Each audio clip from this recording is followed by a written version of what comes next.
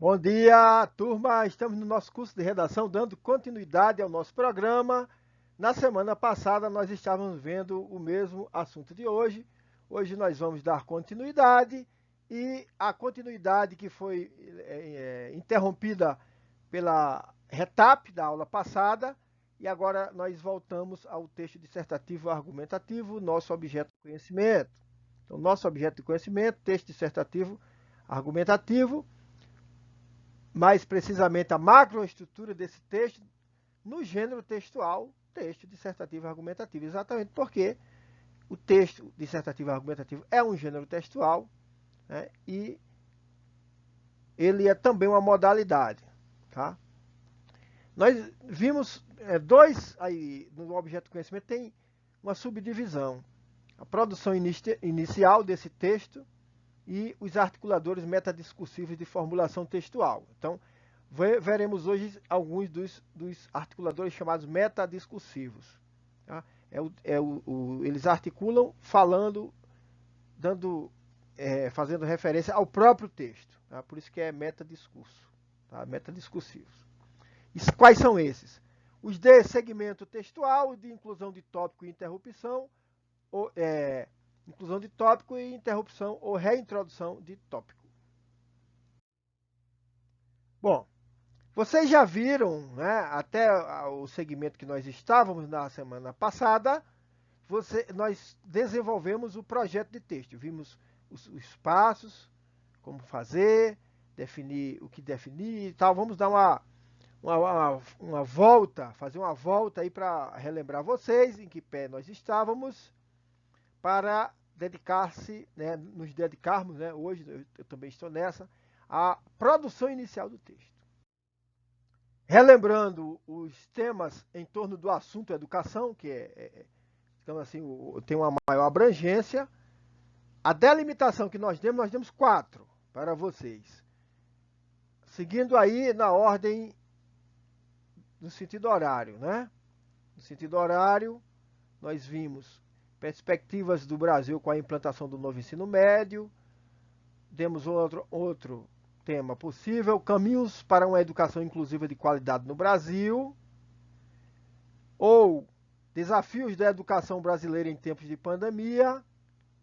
Fechamos aqui com uma quarta possibilidade, a conquista da qualidade na educação e o futuro do Brasil. Então, nós temos aqui esse leque. Já vimos isso na semana passada. E falamos, então, relembramos o assunto, o tema que selecionamos foi esse tema, a conquista da qualidade na educação e o futuro do Brasil. Em seguida, vamos ver. Aqui nós vemos a tese e os argumentos, os 2 argumentos que colocamos na semana passada. A tese: a qualidade do ensino no Brasil, a qual nunca foi um primor, está muito abaixo do esperado para uma nação desse porte. E tal quadro, se perdurar no longo prazo, comprometerá drasticamente o desenvolvimento do país. E elegemos 2 argumentos. Estamos fazendo o projeto de texto, não estamos escrevendo o texto ainda.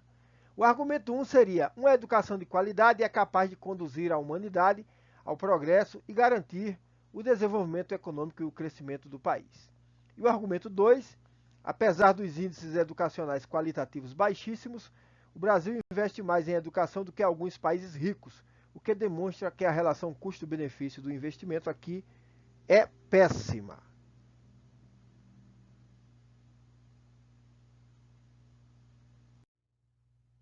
Em seguida, falamos, né, da construção passo a passo dos elementos da macroestrutura.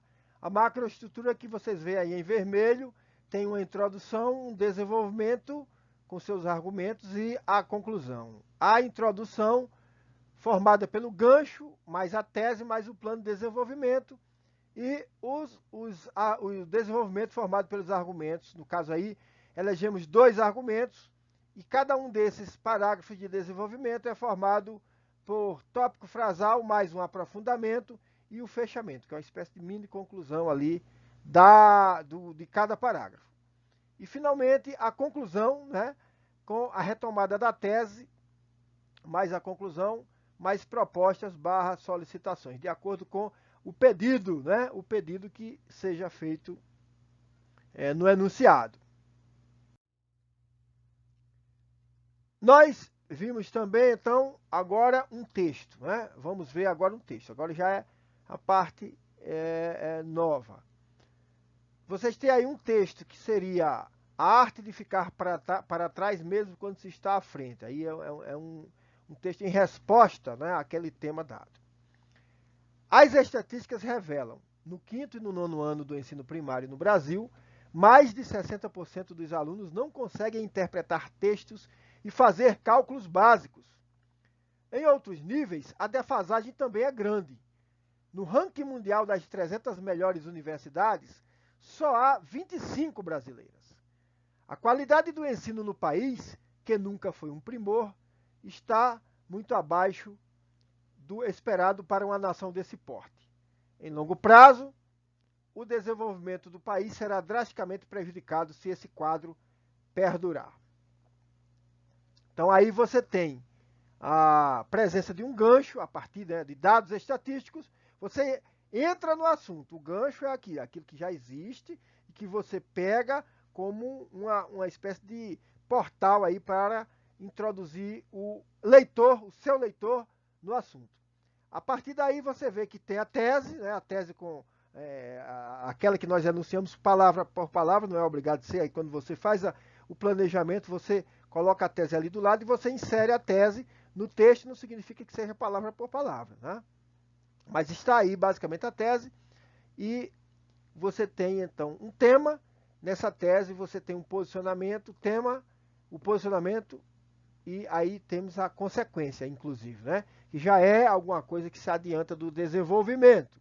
Você vê também em vermelho o uso de mecanismos de coesão, como em outros níveis, em longo prazo, pode ser também no longo prazo, certo? Então, aí você começa, nós já temos a introdução, veja o que a introdução tem que ter, né? Você já se posicionou, colocou a tese, fez o gancho, tudo está aí daquela introdução canônica, certo? Aquela introdução, digamos assim, sagrada, básica, padrão para aquele aluno que pretende fazer um texto dentro do esperado. Bom, no segmento nós vimos primeiro parágrafo aí de desenvolvimento. Na perspectiva kantiana, cuja pedagogia tem reflexos ainda hoje, somente a razão e a ciência, conquistadas por meio da educação, serão capazes de conduzir a humanidade ao progresso. Uma educação de qualidade, por sinal, é também o fundamento para o desenvolvimento econômico e o crescimento de um país. Esse fato fica bem evidenciado quando se confrontam dois estudantes, um aplicado e um negligente. Assim como o aplicado tem uma carreira profissional mais bem-sucedida do que o outro, os países com base educacional melhor são mais desenvolvidos. Portanto, nós temos a presença de um repertório sociocultural de outra área de conhecimento. Vocês têm a citação aí, uma referência a Kant, na perspectiva kantiana. Você tem uma argumentação consistente, você tem um texto bem amarrado, com o uso de mecanismos de coesão, certo? Então, que você vai fazendo a progressão textual, a progressão das ideias do texto, certo? Isso vocês veem nas partes sublinhadas e em vermelho, tá certo? Então prestem muito bem atenção a isso. Um segundo parágrafo de desenvolvimento, já o terceiro, certo? O terceiro desse texto 1, você tem a seguinte legenda. No entanto, apesar dos índices educacionais qualitativos baixíssimos, o Brasil investe mais em educação do que alguns países ricos, como a Alemanha, por exemplo. O que demonstra que a relação custo-benefício do investimento aqui é péssima, já que o país não vê o retorno do capital aplicado nos resultados de avaliação dos estudantes brasileiros. Com isso, acaba investindo, o Brasil, menos em áreas igualmente importantes para a qualidade de vida da população e para a expansão econômica, tais como saúde e infraestrutura. Logo, é mais que urgente que se faça uma análise multissistêmica da aplicação dos investimentos em educação no país. Então, aqui, terminada essa leitura, nós já vemos, mantendo-se, né, esse repertório cultural, uma argumentação consistente e sempre usando bem os mecanismos de coesão, que estão aí, por exemplo, como o já que, o com isso, tais como, o logo e assim por diante. E o texto 1 chega então à sua conclusão, que é a seguinte: portanto, se o nível educacional brasileiro não apresentar melhoras, o futuro desenvolvimento da nação será inevitavelmente afetado, a menos que haja alguma ação perpetrada, ao menos que alguma ação seja perpetrada por seus governantes. Para provocar uma mudança efetiva nesse panorama, um recurso válido é a remodelação do conteúdo curricular brasileiro pelo Ministério da Educação, com base na experiência exitosa de países desenvolvidos que desfrutam de solidez no sistema de ensino, por meio de metodologia que garanta as necessárias adaptações à realidade brasileira. Dessa maneira, o Brasil pode não só propiciar melhor qualidade na formação de seus jovens estudantes, como visualizar o progresso futuro tão almejado pela ideologia iluminista. Temos esse artigo aqui com adaptações, um artigo de Redação Mania, tem aí a fonte da internet. Senhores, vejam, o que é que nós temos aí? Chama a atenção aqui de vocês para esse nosso quadrinho, certo? Em que você tem a proposta de intervenção, uma vez sendo feita, é completa. Essa parte verde é a ação. É o que fazer, a remodelação do sistema ou do conteúdo curricular brasileiro.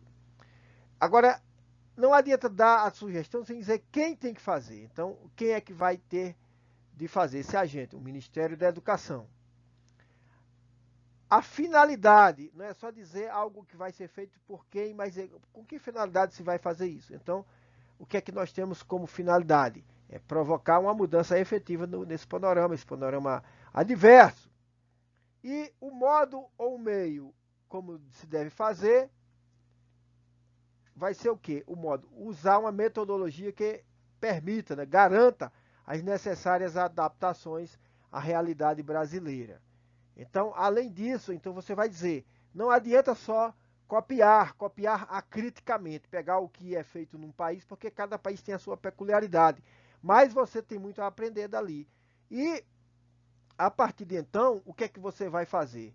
Você vai adaptar, então, o meio, uma metodologia que garanta, né, que a nossa realidade não seja simplesmente copiada, porque você tem regimes diferentes, você tem histórias diferentes nos países, existem projetos diferentes de países, os países têm projetos, né, projetos de nação, existem projetos diferentes, mas nós não podemos nos conformar. Então, essa proposta de intervenção diz, a gente precisa fazer uma adaptação à realidade brasileira, senão vai ficar apenas sendo uma espécie de papagaio de pirata mundial, repetindo sem saber por quê. Então, por isso que se diz assim, quem faz, o que vai fazer, com que finalidade e usando o quê, né? Usando o quê. Então, por isso que se deve atentar, né? Não é se atentar, viu, pessoal? Aliás, no nosso coloquial, até nós mesmos falamos assim, é melhor você se atentar a isso, é melhor atentar atentar para tal coisa. Então, atentem para isso, certo? Todas essas cores aí diferentes, e à sua direita, na figurinha, você tem aquilo que corresponde à ação, agente, finalidade, modo e meio, e o detalhamento aí no final, certo? Com o uso dos mecanismos de coesão. Portanto, os que estão em vermelho estão sublinhados. Viram esse exemplo aí do texto 1? Muito bem. Vamos passar agora ao texto 2. Né? O texto 2 diz o seguinte. Ele já tem outra questão aí, uma espécie de título. Por que a falta de qualidade na educação já representa o maior obstáculo para o crescimento do Brasil? Vamos lá. Especialistas de todas as áreas apresentam as principais deficiências do país que representarão os grandes gargalos que impedirão a continuidade do crescimento econômico e social do Brasil nas próximas décadas, como, por exemplo, o problema da infraestrutura, do transporte, da segurança, da saúde e outros de menor relevância. Contudo, hoje é um consenso que o mais grave e danoso problema a ser resolvido é a problemática da falta de qualidade na educação. Então, veja a introdução do problema aí. Situa num contexto maior de várias áreas que são carentes, mas que uma das áreas principais, né, o mais grave, né, melhor dizendo, mais grave e danoso problema é a falta de qualidade na educação, porque disso dependem todos os outros fatores. Né? Um povo que não é educado não vai ter ciência, não vai ter inovação, não vai planejar boas estradas, não vai uma série de coisas. E aí, seguindo, com um crescimento econômico considerável alcançado na última década, diversos setores da economia brasileira sofrem com as consequências inerentes ao descaso com a educação. Descaso que perdura há décadas, despejando na sociedade, ano após ano, uma multidão de analfabetos funcionais, ou seja, aqueles que ficaram vários anos frequentando a escola pública e saíram sabendo apenas escrever o nome. Triste, mas ainda é a realidade na maior parte da rede pública brasileira de ensino. Eu diria que também na rede privada, certo? Na rede privada esse problema talvez seja um pouco melhor na média do que a pública, mas não significa que nós vivamos, né, num paraíso, né, nesse campo aí. Começamos a entender que o Brasil já deu os primeiros passos para um crescimento que possa beneficiar a todos. Mas chegamos a um momento em que a demanda por mão de obra qualificada já ultrapassa o total disponível no país e o número que o sistema educacional consegue produzir por ano. Isso quando falamos em nível técnico, pois, em relação a pesquisadores, ou seja, mão de obra altamente qualificada, a disponibilidade no Brasil é mínima, tanto que, para esse setor da indústria, o país contrata estrangeiros há várias décadas. Assim, concluímos que a falta de qualidade na educação já representa o maior obstáculo para que o Brasil consiga continuar crescendo, pois um verdadeiro crescimento, como já ocorreu com diversos países, sempre tem como base fundamental a revolução educacional em busca de qualidade de ensino, que proporcione a evolução científica, tecnológica e cultural necessária para o benefício de toda a sociedade. Aí você já vê que aqui a tese já foi outra, né, a primazia da educação, de se resolver esse problema da educação, e, portanto, os argumentos foram outros, né? A falta de qualidade na educação e o que fazer em relação a isso. Esta já não é uma que tem a proposta de intervenção. Esse texto aí já não apresenta aquela proposta de intervenção todo esquemático ali e tudo. Também é uma possibilidade. Você depende do concurso que você vai fazer. Se você vai fazer um concurso que exija uma proposta de intervenção que explicite isso no enunciado, você vai, obviamente, colocar. Quando não for o caso, né, por exemplo, quem faz o próprio concurso da SPSEC já não tem essa necessidade, né? Muito bem. Agora nós vamos recordar o emprego dos articuladores textuais, né, que são elementos importantes na construção da coesão e da coerência do texto. Isso diz respeito à competência 4, que diz respeito à estruturação lógica e formal. Estruturação lógica, estruturação formal entre as partes da redação. Então, o que nós temos que saber primeiro? Frases e parágrafos devem estabelecer entre si uma relação que garanta a sequenciação coerente do texto e a interdependência entre as ideias. Vamos ver alguns tipos. Então, o que são e para que servem, então, esses articuladores metadiscursivos, certo? O que é meta? Vocês sabem, quando eu digo metalinguagem, eu estou dizendo, é a linguagem falando da linguagem. Por exemplo, quando nós temos no dicionário, quando você numa fala diz o que é alguma coisa. Conceitua alguma coisa, explica alguma coisa para alguém e diz, olha, isso é tal coisa. o que é, agora nós temos um conceito aí no mundo corporativo de mentoria reversa. É você, o mais jovem que chega com, vocês vão sair, né, da universidade, e se esse conceito pega, esse conceito que está agora aflorando, né, no mundo do trabalho, o que é que nós temos? Normalmente se diz que quando os jovens chegam à empresa, os mais velhos, os mais experientes dos colaboradores, né, dos empregados, eles vão lá e eles fazem aquela mentoria. Eles meio que apadrinham os novos para ensinar como funciona. E o que nós temos, na verdade, no conceito de mentoria reversa, é o contrário. São aqueles mais experientes que vão chegar junto do jovem, que chega com ideias novas, com sangue novo, com o arejamento necessário a qualquer instituição. E aí os mais velhos procuram aprender com os mais jovens. Certo? Preparem-se para isso. Vocês já vão chegar e haverá um clima mais favorável, né, para que vocês também ajudem, né? Não fique naquela de, é lobinho, é novato, não tem o que nos dizer, não tem o que nos ensinar. Isso já prejudicou muito a instituição e hoje já está se revendo o conceito. Então nós temos o conceito de mentoria reversa.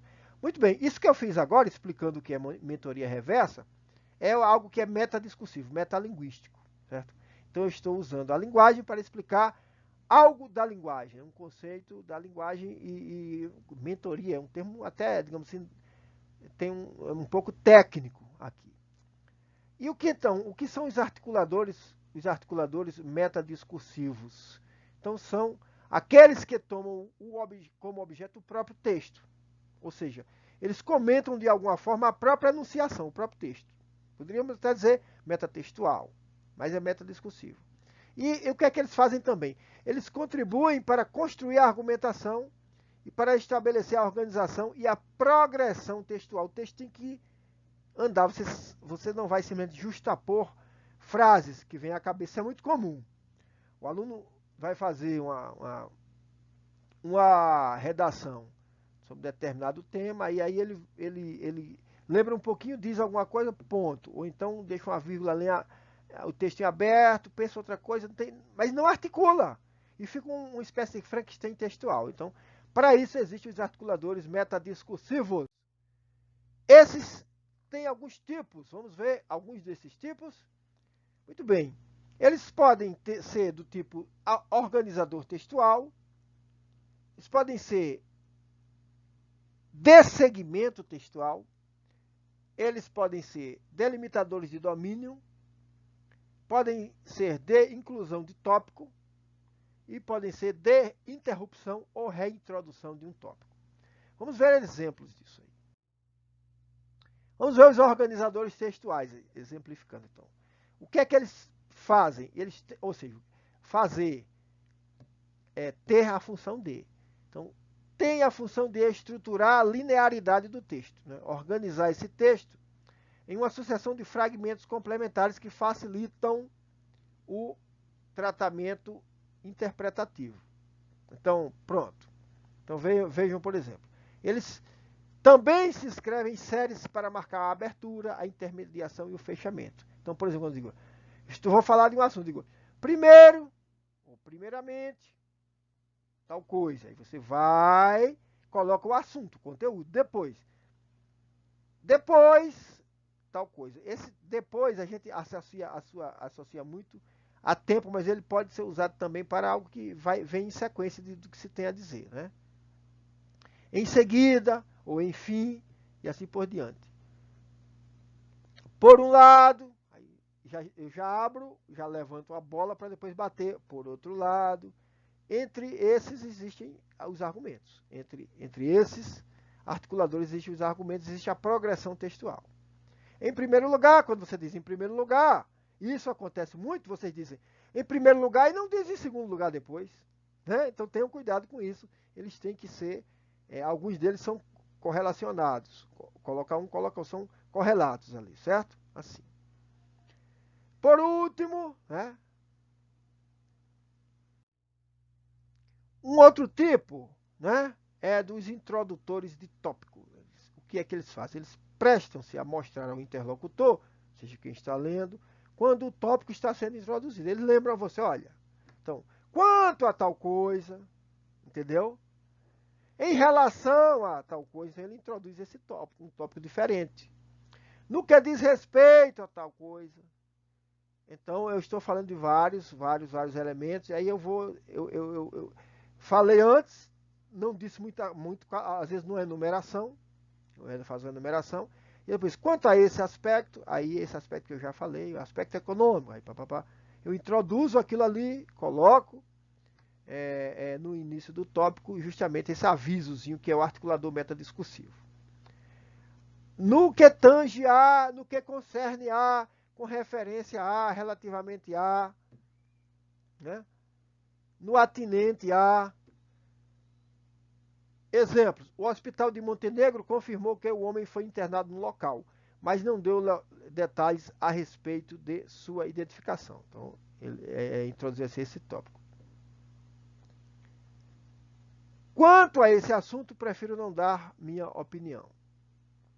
No que concerne ao surto de dengue, serão tomadas medidas preventivas imediatamente.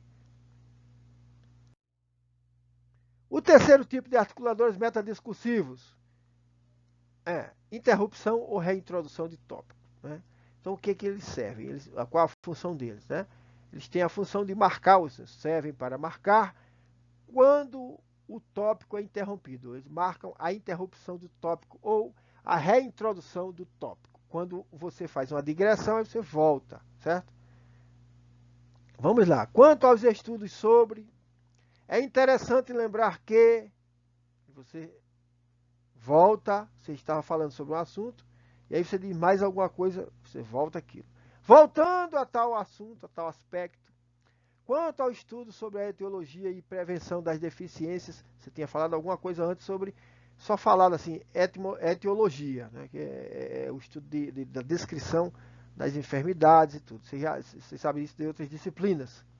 Então, primeiramente é importante, aí vejam que aquele outro tópico lá, outro articulador metadiscursivo, é importante ressaltar que os fatores etiológicos envolvem variáveis diferentes de ordem genética, ambiental e multifatorial. Tá vendo? Aqui desse ordem genética, ambiental e multifatorial, você já poderia novamente, né, a partir deles, dar um outro desdobramento. Ou o outro exemplo, voltando ao assunto do relatório, que eu tinha falado antes, você deixou de falar nele, aí reintroduz, porque às vezes a distância fica grande e o leitor pode perder o fio da meada. Né? Voltando ao assunto do relatório, eu diria que a Turquia é indubitavelmente o mais moderno dos países islâmicos. Os articuladores de segmento textual, né, pessoal? Então, qual a função deles? Orientar os interlocutores sobre a forma como deve ser entendido o estatuto de um segmento textual em relação aos anteriores. Exemplo: em suma, em resumo, em síntese, em acréscimo, para terminar, resumidamente, para recordar. Então, os europeus, em suma, se amarraram mais uns aos outros na saúde e na doença, mas ainda não na riqueza e na pobreza. Estava se falando da União Europeia, né? Eles obtiveram aí o pessoal com a mesma moeda e tal, mas em alguns casos não. Então, em suma, falou-se muito sobre alguma coisa, isso é uma espécie de conclusão lá do meio aquele fechamento que nós vimos dos parágrafos que estão lá nos parágrafos de desenvolvimento. Tá? Esse é um caso aí. O Brasil, em síntese, reúne informações que permitem traçar um panorama nacional sob a forma de gráficos e tabelas, que apresenta dados sobre território, população, educação, trabalho, habitação, agropecuária, indústria, comércio, serviços e contas nacionais. Vinha-se falando disso, uma série de detalhamentos. Agora você vai fazer a retomada do argumento. Veja esse caso aí, que você, inclusive, isso é a cara de um trecho aí de uma conclusão, certo, pessoal? E, finalmente, nós temos os delimitadores de domínio, desses articuladores discursivos. Quais são os delimitadores de domínio? Você está falando algo, então, eles servem para quê? Para explicitar o âmbito o âmbito no qual o conteúdo do enunciado se verifica. Quando eu digo exemplo, geograficamente, o Brasil é um dos maiores países do mundo. Eu não posso dizer assim, economicamente. Então, eu delimitei essa informação. Então, eu delimito o domínio com esse geográfico. Isso só é um advérbio. Você vai dizer, é um advérbio. Né? Mas, como articulador metadiscursivo, ele faz uma delimitação de um âmbito, explicita um âmbito do qual você fala aquilo. Economicamente, o Brasil é um país endividado. Politicamente, ainda não conseguiu a sua plena independência. Mas nós não somos independentes, nós somos independentes, mas por conta da dependência, digamos assim, nós temos países hegemônicos dos quais nós dependemos, certo? Inclusive, economicamente, nós temos uma certa dependência de países que têm um grande déficit conosco, ele compra muito da gente. A gente, de certa maneira, depende dele, porque se eles deixarem de comprar, o país compra muito aço, nós temos uma indústria do aço, das mais fortes do mundo, né, de siderurgia. Se o país que mais comprar deixar de comprar, então nós não temos uma plena dependência. Nós não somos dependentes, mas também não temos uma plena independência, certo? Nós não podemos nos dar ao luxo, por exemplo, de ficar xingando quem compra muito da gente. Seria um tiro, chamado tiro no pé. Economicamente, um país endividado. Isso já foi uma realidade muito mais forte, mais ou menos até a década de 90. Nesse século nós já conseguimos, de certa maneira, pagar muito do que tínhamos de dívida externa, nos tornamos credores do próprio Fundo Monetário Internacional, mas basicamente nós temos em vários níveis aí uma dívida e dívida pública nós temos, certo? E geograficamente nós realmente somos um dos países com maior extensão e, portanto, nesse ponto nós somos um dos maiores. Aí se delimita para que ninguém pense que o Brasil é um dos países do mundo, digamos assim, do ponto de vista econômico.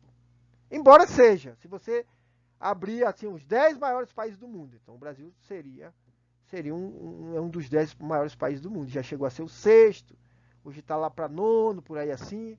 Mas o importante é que você entenda a ideia da delimitação do domínio. A delimitação do domínio que é feito por um articulador metadiscursivo. Nesse caso aí, vocês veem muito claramente que esses advérbios, né? Você poderia dizer assim, no plano geográfico, no plano econômico, no plano político, ou no aspecto disso tudo, certo? Então, guardem bem esses tipos de articuladores metadiscursivos para que vocês usem com pertinência, né? Com pertinência. Muito bem, pesquise um pouco mais sobre o tema e a partir do que nós estudamos na aula de hoje, você agora elabore o seu texto sobre esse tema, educação, coloque lá, né? Coloque lá na nossa tarefinha do ambiente virtual de aprendizagem. Isso é o que nós temos por hoje. Vamos ficando por aqui, desejando muita paz. Tudo vale a pena se a alma não é pequena. As tempestades passam, nós continuamos, nós nos fortalecemos com as dificuldades. O homem não foi feito para o sábado foi feito para o homem. Vão pesquisar quem disse isso e o que é que isso significa. E fiquem com Deus. Um bom estudo e até a próxima semana, meus queridos alunos.